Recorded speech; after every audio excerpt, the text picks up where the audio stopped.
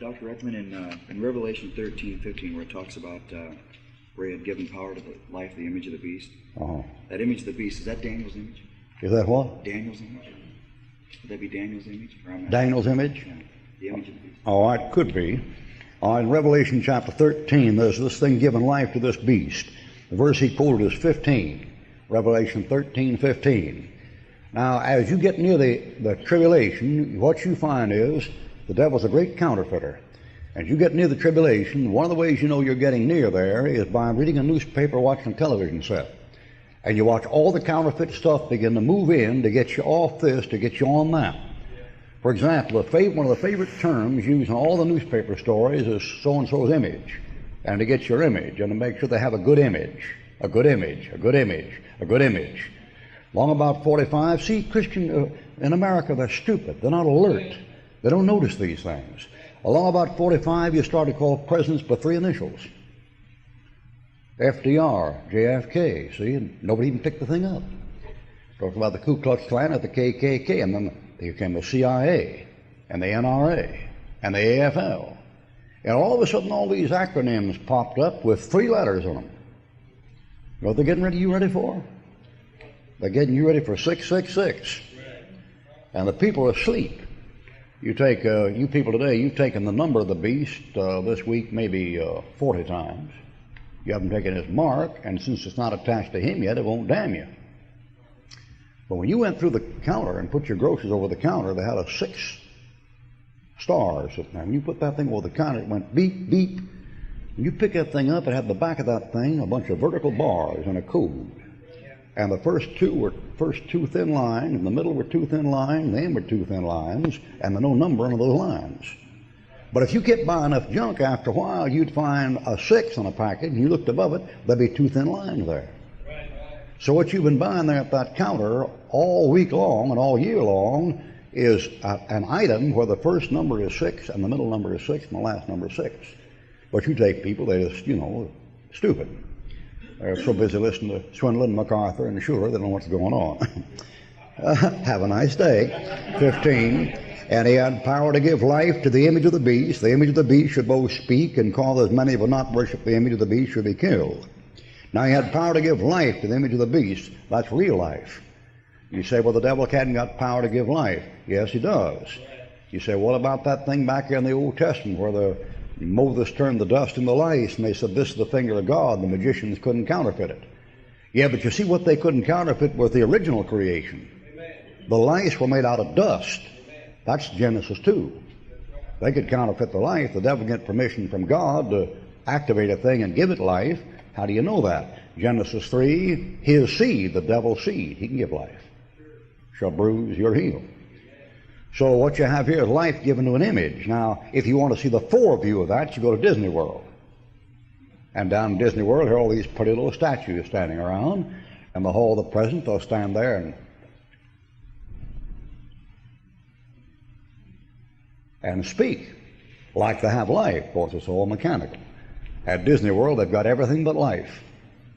You want to remember that. They've got everything but life. The whole place is dead. I've been to Disney World 3 times. One time was enough for me. Then the kids wanted to go the second time. And then a preacher down there took me the 3rd time. And I like a couple of rides, and things, and some of the novelist stuff. But the place to me, see, is spooky. I'll tell you why. Because everything is good. It's all positive. Did you notice police, armed police in that place? Do you know it got robbed of $20,000 about a year ago and the news never even got out? They didn't want to get out because it'd be bad publicity. You know what that thing is? That's a dream world for you to get in where everything is just right. You know what's missing in that place? I've been through it 3 times. You know what's missing? A church. They'll show you Main Street, USA, back in the 1900s, and here's the drugstore, and the grocery store, and the firehouse, and the pub down Main Street, and no church. Why, this country was filled with churches in 1700 and 1800. I went by one thing there in the APOC, whatever the thing is, and here was a big old mural some artist had painted about as big as this thing here. Amazing picture. Here was a caveman coming up here with his stuff and the pyramids and the idols and Buddhist temple and a Muslim temple and a minaret and the Catholic Church and the Greek Orthodox building, all these people go uphill and then entering this vast city whose top reached clear to heaven. And then right in front of that city was you wouldn't believe it, go down and look at it sometime, was a great big rotunda about twice the size and a statue in there. And there was that statue standing there, and you know what it was? It was the angel of death that I painted from illustration in the book of Revelation in 1970. I mean, the black wings and the whole thing standing right there. Mickey Mouse. Oh, now here's the question he asked. Come back to Daniel, and notice if the image in Daniel is a type of the image in Revelation 13, the question comes up, is it the same image or is something like it? All right, in Daniel chapter 3, verse 1, here's this image. You know Nebuchadnezzar typed the Antichrist, that's for certain. You know Shadrach, Meshach, and Abednego are pictures of the Jews in the tribulation, that's certain. You know the image is a picture of the Antichrist image, that's for certain.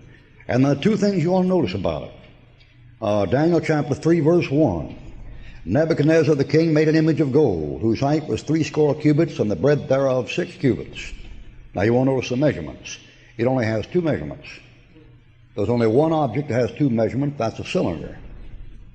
Now you go down there, you say, I want 10 feet of 2 before. I want 12 feet of 4B. I want 24 feet of 1 by 2. But when you get the pipe, you say, I want 16 feet a quarter inch round, or I want 16 inches of galvanized iron 2-inch pipe. You see, if it's round, it only has 2 measurements. Everything else has the length and a breadth and a breadth and a width. But if something that's round only has 2 measurements because the breadth and the width are the same. So when he said 60 and then said 6, you know what he's telling you? That thing is 60 by 6 by 6. That thing is 666. All right, 3. And 60 cubits, and the breadth 6 cubits. Hey, he had set it up.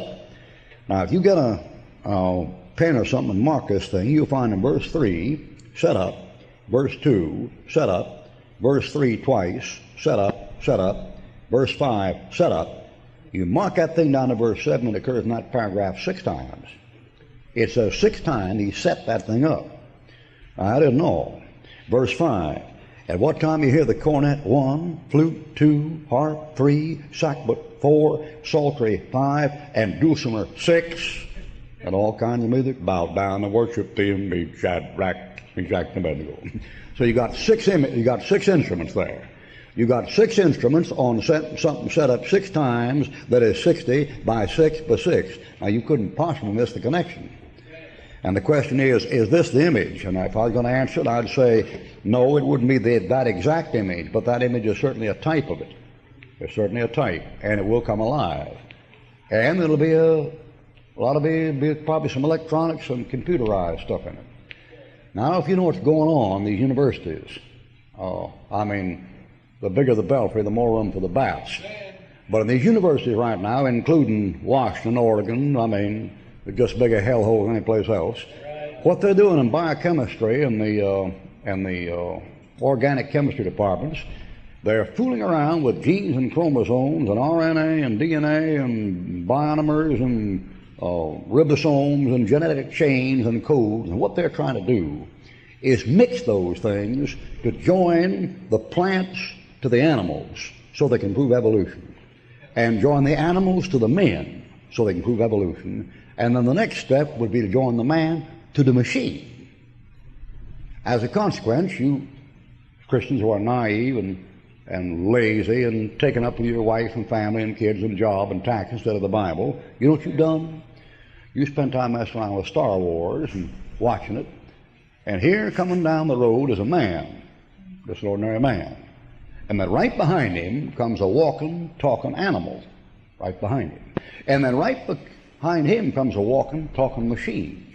And then just behind him comes a genuine jukebox or fire hydrant. Here comes this little old thing that's a regular machine, like a slot machine. And all that stuff is getting you ready. When they go into the pub where all the monsters are, they're getting ready to get you to accept genetic manipulation. And they're preparing you. And let me tell you something, you just keep fooling with them magazines and newspapers and them radio preachers and them television preachers, and you go right down the line. I'm an artist, and I fool with art and things and draw pictures. My mind's very visual. And I'm going to tell you something from an artistic standpoint. From the standpoint of an artist, whether I was saved or lost, I'd still notice this. I'd noticed in the last 20 years they're conditioning you to accept ugliness as beauty. Amen. And the idea is eventually to get you to accept monstrosities and perversion as normal. That's what's behind it. And that thing comes in art in peculiar ways. It comes in ways like, isn't Joe Namath, isn't he good looking? Joe Namath's got a mug that make a freight train take a dirt road. And then and another one, they have some Jewish actress out there. I never can think of her name. Well, Streisand. That thing, man, would put a blister in a brick wall at 50 feet.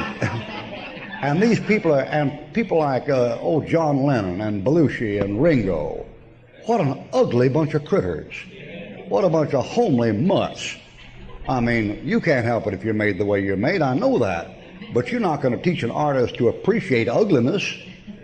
I mean, you can be ugly and have a beautiful soul, understand that. I don't think any such thing as an ugly old Christian woman that lived for the Lord. There's some ugly young ones.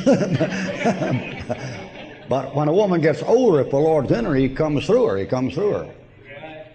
But you take out there, I'm not making fun of your looks. Like McGinley said, I got finely chiseled features, but the chisel slipped. But I said, he said, the stork that brought you made a crash landing.